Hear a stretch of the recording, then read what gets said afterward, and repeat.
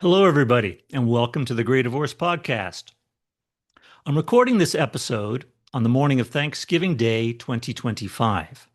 So I would be certainly remiss if I didn't begin by expressing my gratitude to all of you out there who listen to the podcast and to all the amazing guests who have helped to make it possible. Your support has given me tremendous encouragement for what is now a 3-year podcast journey. When you begin a podcast and send your thoughts out into the webosphere, you wonder whether it's an exercise in futility, if anyone is going to listen or if anyone is going to care. Like any creative effort, whether it be writing a poem, painting a picture, building a business, you have to have a little bit of ego to think that some stranger out there might enjoy what you're putting out into the world. So it's very gratifying when you get that feedback that you've made a connection with somebody, whether it's somebody calling you from across the country saying that they've enjoyed the podcast and they'd like to chat with you about their divorce, or meeting a fellow professional who say they love the podcast. It's all very encouraging, and for that, I'm very grateful. In fact, I was saying to some colleagues recently that the podcast has taken on a life of its own, and despite having celebrated my 62nd birthday this year, which I know is not old, I have no intention of slowing down and have every intention of continuing doing this as long as people enjoy it and get some benefit from it. Regular listeners have heard me speak many times about growth after divorce, personal growth after divorce, and how true happiness, I prefer to use the terms contentment or inner peace, are really fostered by the quality of our human relationships. So for me, the podcast is about reaching out. It's about connecting with other people. I think of E.M. Forster's famous quote from the novel Howard's End. One of his characters says simply, "Only connect." I can think of few better mottos for living. Now, if anyone knows about connecting with an audience, it's Oprah Winfrey. Through her TV show, magazine, and now her podcast, Oprah has an immense audience. So when I discovered that Oprah had done a podcast on October 28th of this year titled Gray Divorce and Adult Children, The Fallout for the Family, I thought to myself, wow, so many people are now going to be exposed to the gray divorce phenomenon. This is really a good thing. And the next thing I thought, with my professional hat on, is how is Oprah going to deal with the topic? Who's she going to have on as guests? What are they going to talk about? What are they not going to talk about?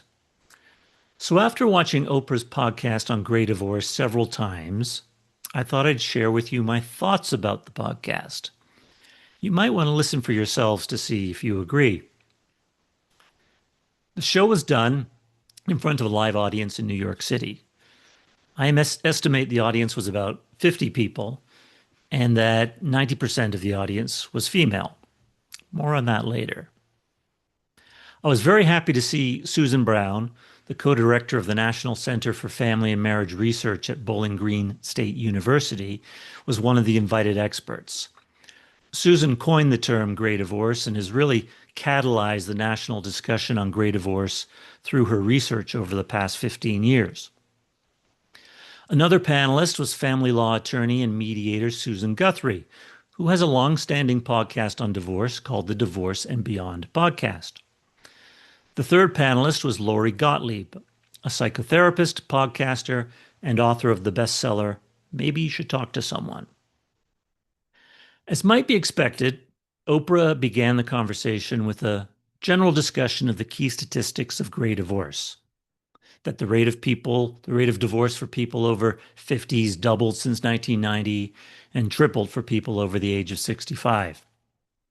Susan Brown went over many of the reasons why this is happening. These are things that we've discussed here on the Gray Divorce podcast in depth, so I won't repeat what's been said many times before. But for many of Oprah's listeners, this was their first exposure to the issue, the topic of gray divorce. So I think it was important that those basics were covered. One thing that jumped out to me about the podcast was that it spent a great deal of time dealing with the effect of late life divorce on adult children. In fact, 3 of the 7 audience members who contributed to the discussion were adult children of older divorcing couples.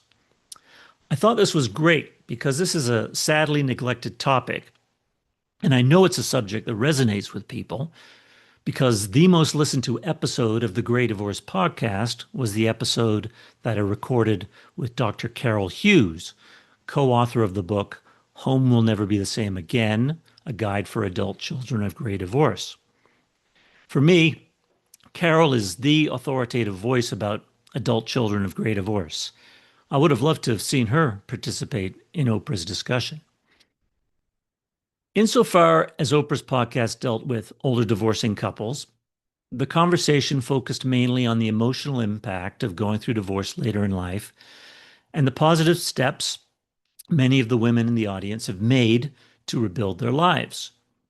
Audience members shared many compelling personal stories about their journey through mid to late life divorce.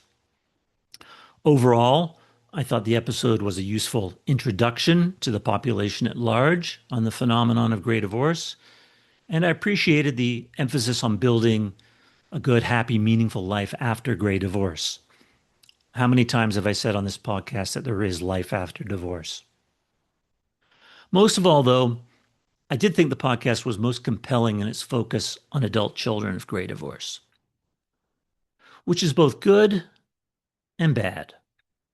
Because I think Oprah missed an opportunity to go a little deeper into the impact and implications of grey divorce and the potential for growth after grey divorce by ignoring 2 fundamental things. The first of those missing things was men. Now, I know Oprah's audience is largely female. The live audience for this podcast recording was overwhelmingly female. I watched the recording a couple times and hit the pause button just to count. I couldn't count more than 5 men in the whole audience. What was more disconcerting was that I couldn't count one single man who might be over the age of 50. Within the first 10 seconds of watching this, I couldn't help but ask, how can you have a discussion on grey divorce and ignore half of the equation? You can certainly have a conversation, but it's not going to be very balanced or comprehensive if you're ignoring half the population. Unfortunately, my concern wasn't disproved by the tone of Oprah's questions. For instance, she prefaced one question with, quote, "Women who file for divorce, more so than men, feel like they have another 10 or 20 years left. Why should they stay?" Well, a couple things here. First of all, I'm familiar with the statistic that 65 to 70% of the people filing for divorce are women, and I don't doubt it. Filing for divorce, however, is not the same thing as initiating the divorce. Increasingly, I'm seeing this quote about women filing for divorce couched in terms of an agenda that implies that women are so fed up with men that they're driving the divorce train. My research and experience have shown that it's very much a two-way street. Older women filing for or initiating divorce do want out. They are fed up. They do want to start a new life for themselves and enjoy the last 15, 20, 30 years of their life. But so do men. It's interesting that 3 of the 4 women in Oprah's audience who discussed their own personal divorces didn't initiate them. This just points up how the podcast would have benefited from some male participation. Continuing this approach, Oprah asked a panelist, what are women navigating when they go through this grey divorce? To her credit, Lori Gottlieb, in answering this question, addressed both women and men and noted how socially adrift men can feel after late life divorce. Often this is because it was their wife who cultivated social interaction with family and friends. Men are often left experiencing a deep sense of loneliness without a wife initiating social contact. Oprah asked Susan Brown the question, women take more of a financial hit, right? Well, I've discussed this many times on the Grey Divorce podcast that women do, in fact, experience a sharper decline in standard of living after midlife divorce. Susan Brown acknowledged this fact, and to her credit, she was quick to tell Oprah that men suffer as well. After all, both parties are essentially seeing their net worth split in two as they pursue separate lives. Unfortunately, the discussion on the financial implications of divorce didn't extend much further than this brief interaction. As I've said many times on this podcast and in public presentations, divorce is a legal process, but it's really about money. And in many cases, divorce is the largest financial transaction in a person's life. And it's coming in a very emotional, difficult time, which points out the importance of therapists and divorce coaches to help people in their divorce journey. So it was a little irritating to me as a divorce financial analyst not to see any input from a financial professional in the conversation. I've been involved in the gray divorce world for the last 11 years. It started with my own divorce at the age of 52. That experience encouraged me to help educate people on the financial aspects of divorce, maybe to help them learn from some of the mistakes that I made.